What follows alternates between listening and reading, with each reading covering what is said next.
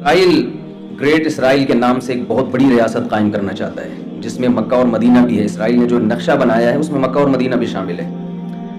اور اسرائیل اگر سعودی عرب پہ یا مکہ پہ قبضہ کرنا چاہتا ہے تو اسے 1 ہفتہ لگے گا اس کے ٹینکوں کو مکہ پہنچنے میں. اور آپ کو معلوم ہے کہ عربوں میں اس کا مقابلہ کرنے کا دم، شکر ہے آپ لوگ بولے کچھ، عربوں میں اس کا مقابلہ کرنے کا دم نہیں، کسی چیز کا بھی دم نہیں ہے، ان کا مقابلہ تو دور کی بات. یہ پاکستان آرمی ہے جس کی وجہ سے اب تک سعودی عرب اور مکہ اسرائیل کے شر سے بچا ہوا ہے. اور اس وقت پاکستان آرمی کئی اسلامی ملکوں کی افواج کو ٹریننگ دے رہی ہے جس میں سعودی عرب سر فہرست ہے. تو یہ ہمارے ملک کے لیے ایک بہت فخر کی بات ہے کہ ہم حرمین کے محافظ ہیں. پاکستان آرمی اسلامی ملکوں میں اس وقت دوسرے نمبر پہ سب سے زیادہ پاورفل آرمی ہے ترکی کے بعد. افرادی قوت کے لحاظ سے ترکی سے بھی آگے ہے، لیکن اسلحے کے لحاظ سے ترکی سے دوسرے نمبر پر ہے. لیکن ایٹمی پاور ہونے کے لحاظ سے آپ کو معلوم ہے کہ کوئی دوسری اسلامی ریاست اس وقت ایٹم بم نہیں رکھتی. اور ایٹم بم کی ویلیو کا آپ اس سے اندازہ لگائیں کہ اگر آپ کے پاس کچھ بھی نہ ہو، صرف بم ہو، تو یہ بھی آپ کے دفاع کے لیے کافی ہے. کوئی آئے آپ پہ حملہ کرنے کے لیے اور کلاشنکوف اس کے ہاتھ میں ہو اور آپ کے پاس بم ہو اور وہ آپ کے قریب، ایٹم بم ایک ایسی چیز ہے کہ ساری دنیا کو پتا ہے کہ جب کوئی مر رہا ہوتا ہے نا تو وہ کہتا ہے جب مرنا ہی ہے تو پھر مار کے مرو. آپ اگر ایک کمزور سی بلی پہ بھی حملہ کریں گے نا، اس کو بھاگنے کا راستہ نہیں چھوڑیں گے تو وہ بھی حملہ کرتی ہے. تو یہ ساری دنیا ایک اصول جانتی ہے کہ کوئی کمزور سے کمزور شخص بھی اگر آپ اس کے پاس اس کو زندہ رہنے کا آپشن ہی نہیں دیں گے تو پھر وہ یہ سوچے گا کہ جب میں نے مرنا ہی ہے تو مار کے کیوں نہ مروں میں. تو یہ جس ملک کے پاس ایٹم بم ہوتا ہے، جو ملک ایٹمی طاقت ہوتا ہے، اس ملک کے بارے میں ساری دنیا جانتی ہے کہ اس کو ختم نہیں کیا جا سکتا، اس کو کمزور کرنے کی کوشش کی جا سکتی ہے. اس کو جس دن اس کو ختم کرنے کی کوشش کی تو یہ مار کے مریں گے، تو یہ بموں سے کھیلنا شروع کر دیں گے. تو یہ ہمارے لیے بہت پازیٹیو چیز ہے. اور الحمدللہ پاکستان نے، ہم بہت سارے اپنے شعبوں کو دیکھتے ہیں اور مایوس رہتے ہیں کہ یار کوئی بھی ہمارا، تو آپ کو معلوم ہے کہ پاکستان میں کوئی بھی ایسا ادارہ نہیں ہے جو صحیح طرح سے کام کر رہا ہو، لیکن الحمدللہ ہم عسکری لحاظ سے اپنے پاؤں پہ کھڑے ہو چکے ہیں. پاکستان نے جو GF طیارہ بنایا ہے وہ پاکستان کی اپنی پروڈکٹ ہے. اور جو گن ہے ابھی جو اسرائیل کے پاس، میرے ذہن سے اس کا نام نکل، شارٹ گن شاید اس کو کہتے ہیں، وہ گن کیا کرتی ہے کہ جیسے آپ کا ہدف اگر گلی کے اس پار ہے، یعنی آپ کو اپنا دشمن نظر نہیں آ رہا، تو اس کی جو یعنی آپ اس یعنی 90 کے اینگل سے بھی اس پہ آپ نشانہ لے سکتے ہیں. یہ اسرائیل کے بعد پاکستان آرمی کے پاس، اور یہ خود بنائی ہے. یہ بنی کیسے؟ یہ ایک لمبی کہانی ہے کہ یہ پاکستان کے پاس ایسی ٹیکنالوجی آئی کہاں سے. یہ ساری اسمگلنگ ہو رہی ہے پڑوسی ملک سے. امریکہ آیا نا افغانستان میں تو وہ رہنے کے لیے آیا تھا، لیکن وہاں وہ بیچارہ، اس کی سمجھ میں نہیں آ رہا کہ میں کتنا عرصہ مزید گزاروں اور کب تک میں نے یہاں رہنا ہے اور کیا کرنا ہے. وہ ان کے روزانہ ان کی پالیسیاں چینج ہو رہی ہیں کہ ابھی ڈونلڈ ٹرمپ کا بیان آیا کہ قطر مذاکرات کامیاب ہو ناکام ہو، بھڑ میں جائے قطر مذاکرات، ہم نے اپنی فوج یہاں سے نکال لی ہے. تو یہ عسکری لحاظ سے الحمدللہ ہم بہت پاورفل ہو چکے ہیں. اور اسلام سے ہمارا رشتہ کتنا گہرا ہے، یہ میرے پاس ٹائم بہت کم ہے تو میں اس لیے بہت ہی ان شارٹ آپ کو میں یعنی اپنا پیغام پہنچانے کی کوشش کر رہا ہوں.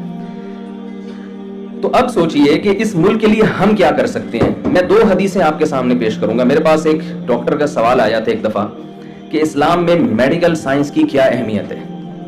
رسول اللہ صلی اللہ علیہ وسلم کی کوئی حدیث جس میں آپ نے لوگوں کو ڈاکٹر بننے کی ترغیب دی ہو. میں نے کہا بھائی رسول اللہ صلی اللہ علیہ وسلم کی حدیث اور قرآن مجید کی آیت، من قتل نفسا بغیر نفس او فساد فی الارض فکأنما قتل الناس جميعا ومن احیاها فکأنما احیا الناس جميعا. قرآن مجید میں اللہ تعالیٰ کا ارشاد ہے کہ جس نے کسی انسانی جان کو ہلاک کیا تو ایسے جیسے ساری انسانیت کو ہلاک کیا، اور کسی ایک انسان کی جان بچائی تو ایسے جیسے ساری انسانیت کی جان بچائی اس نے. تو ایک ڈاکٹر اگر ڈاکٹر بن کے ہزاروں لوگوں کی جان بچاتا ہے تو کیا وہ اس آیت کا مصداق نہیں ہو سکتا؟ کیا وہ اس کی فضیلت میں داخل نہیں ہوگا؟ زرعی یونیورسٹیوں میں جو ہمارے طلبہ پڑھ رہے ہیں، رسول اللہ صلی اللہ علیہ وسلم نے ارشاد فرمایا، صحیح مسلم کی حدیث ہے کہ جس نے ایک درخت لگایا اور اس کا انتقال ہو گیا، مر گیا وہ، تو جب تک چرند پرند اس درخت سے کھاتے رہیں گے، آپ صلی اللہ علیہ وسلم نے فرمایا قبر میں اس کو ثواب ملتا رہے گا. ایک درخت کا یہ ہے. تو آپ اگر ملک کی پیداوار بڑھا کر انسانوں کی خوراک کا ذریعہ بنتے ہیں تو آپ سوچئے کہ کتنے بڑے اجر کے آپ مستحق ہوں گے. میں 2 حدیثیں سناتا ہوں اور پھر اپنی بات کو ختم کرتا ہوں. اس سے جو میسج میں دینا چاہ رہا ہوں نا وہ آپ تک انشاءاللہ میں پہنچا سکوں گا. دیکھیے ایک صحابی درخت لگا رہے ہیں, حضرت ابو ہریرہ رضی اللہ تعالی عنہ. آپ صلی اللہ علیہ وسلم نے فرمایا کہ تم جو درخت لگا رہے ہو نا تو ممکن ہے تمہاری عمر کم ہو اور اس درخت کی عمر زیادہ ہو. یعنی آپ اپریشیٹ نہیں کر رہے کہ تم اتنی دور کی سوچ رہے ہو, اتنی دور کی, پتہ نہیں تمہاری زندگی اس کے ساتھ وفا کرے یا نہ کرے. اس سے پتہ چل رہا ہے کہ آپ صلی اللہ علیہ وسلم درخت لگانے والے کی حوصلہ شکنی کر رہے ہیں. بھی حوصلہ شکنی کا مطلب تو پتہ ہے نا, ابھی تھوڑا سا اردو کا بھی ہوا ہے نا, تھوڑی سی انشاءاللہ ہو گئی ہوگی ترقی. یہاں آپ صلی اللہ علیہ وسلم درخت لگانے والے کو یعنی ایک اپریشیٹ نہیں کر رہے اس کو. دوسری حدیث میں آپ فرما رہے ہیں کہ جس نے درخت لگایا اور وہ مر گیا تو جب تک چرند پرند بھی اس سے کھائیں گے اس کو قبر میں ثواب ملتا رہے گا. تو یہ 2 حدیثیں آپس میں ٹکرا رہی ہیں. علماء نے اس کا جواب دیا ہے کہ ایک درخت وہ ہے جو آپ اپنے لیے لگاتے ہو اور ایک وہ ہے جو آپ قوم کے لیے لگاتے ہیں, انسانیت کی خدمت کے لیے لگاتے ہیں. ہمیں جو ترقی کرنی ہے اپنے پیٹ کے لیے نہیں کرنی. اس ترقی کی اسلام حوصلہ افزائی نہیں کرتا. ہمیں ترقی کرنی ہے آئندہ آنے والی نسلوں کے لیے. اگر آپ اس نیت سے ترقی کریں گے تو یہ ترقی قبر میں بھی آپ کو فائدہ پہنچاتی رہے گی. آپ کا جو ویژن ہے, آپ کا جو ہدف ہے وہ ٹائم باؤنڈ نہیں ہونا چاہیے, وہ اس دنیا کے لیے نہیں ہونا چاہیے, وہ لامتناہی ہونا چاہیے. اب آپ کیسے وہ ترقی کر سکتے ہیں؟ یوسف علیہ السلام کی مثال ہمارے سامنے. یوسف علیہ السلام نے ایک خواب سنایا تھا بادشاہ کو, خواب کی تعبیر بتائی تھی. بادشاہ سو رہا تھا, اسے خواب آیا کہ میں نے دیکھا کہ 7 موٹی موٹی گائیں 7 پتلی گایوں کو کھا رہی ہیں. تو بادشاہ سلامت جب صبح اٹھے, مصر کی بات ہے یہ 4-5 ہزار سال پرانی تاریخ. تو بادشاہ سلامت جب صبح اٹھے ہیں تو انہوں نے اپنے درباریوں کو بلایا. قرآن کی یہ آیتیں ہیں جو میں آپ کے سامنے بیان کر رہا ہوں. بادشاہ نے کہا انی ارا 7 بقرات سمان یاکلہن 7 عجاف و7 سنبلات خضر واخر یابسات یا ایھا الملأ افتونی فی رؤیایا ان کنتم للرؤیا تعبرون. میں نے دیکھا 7 گندم کے تر و تازہ خوشے وہ 7 خوشوں کو کھا رہے ہیں اور موٹی موٹی گائیں کھا رہی ہیں پتلی پتلی گایوں. تو اس نے اپنے سارے کو اجلاس بلایا اور کہا کہ مجھے اس خواب کی تعبیر بتاؤ. وہ بیچارے سر جوڑ کے بیٹھ گئے کہ موٹی گائیں پتلی گائیں یہ کچھ سمجھ میں آنے والی چیز نہیں ہے. جب کسی انسان کو کوئی چیز نہیں آتی نا تو وہ سوال پوچھنے والے ہی کا مذاق اڑانا شروع کر دیتا ہے. تو انہوں نے کہا اضغاث و احلام. بادشاہ سلامت یہ کچھ پراگندہ خیالات ہیں, اصل میں آپ سارا دن حکومتی کاموں میں مصروف رہتے ہیں, بغاوت کے خطرے, تو وہ مختلف منتشر خیالات خواب بن کے آپ کے سامنے آ گئے. موٹی گائیں پتلی گائیں یہ سب چیزیں کوئی مطلب نہیں ہے اس کا. اچھا خواب ہوتا تو ہم تعبیر بتاتے.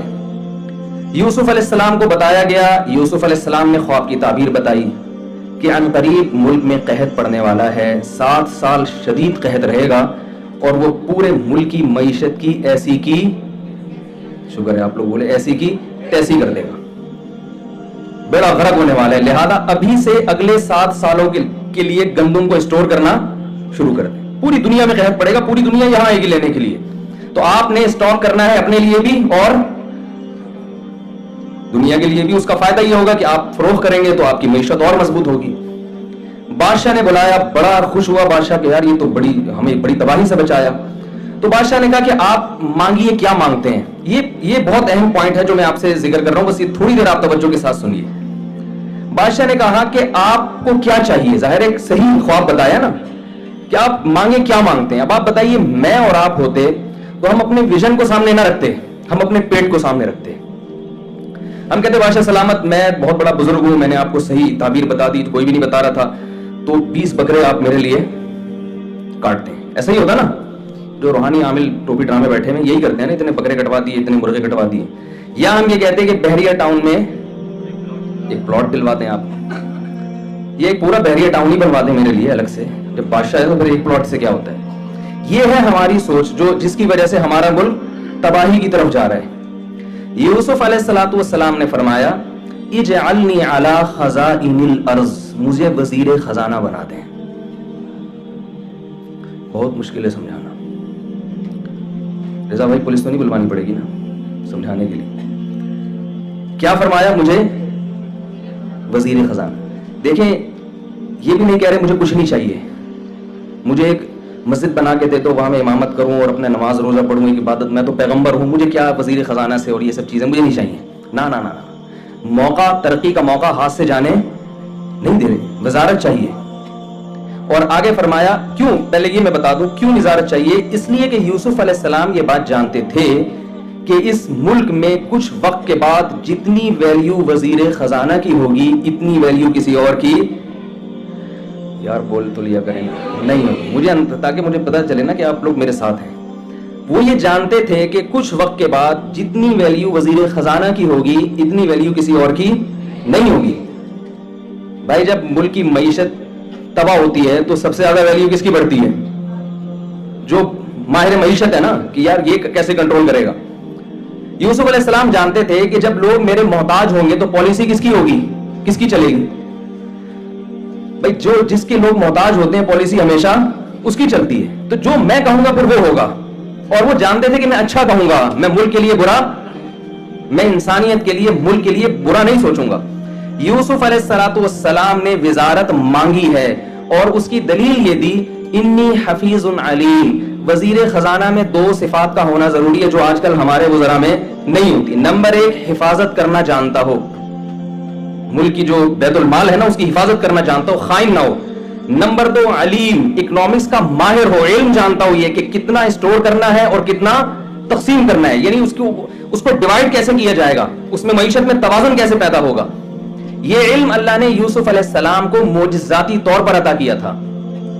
اس سے ہمیں پتہ چلتا ہے کہ پیغمبر وزارت چاہتے بھی ہیں اور علم کی اہمیت بھی بیان کر رہے ہیں کہ اکنامکس کے علم کی شریعت میں بہت زیادہ اہمیت ہے. اتنی اہمیت کہ اللہ نے پیغمبر کو معجزے کے طور پر کون سا علم عطا کیا ہے؟ اکنامکس کا علم, تاکہ وہ ملک کے خزانے اپنے ہاتھ میں لیں اور اس کو پھر صحیح طرح سے ڈیوائڈ کر سکیں. اور یہ چیز بالآخر یوسف علیہ السلام کے بادشاہ بننے کا سبب اور ذریعہ بنی ہے. تو اس میں ہمیں یہ سبق ملتا ہے کہ پیغمبروں کا نہ ہمیں اسلام ترقی سے روکتا ہے, نہ ہمیں اسلام ایجوکیشن سے روکتا ہے.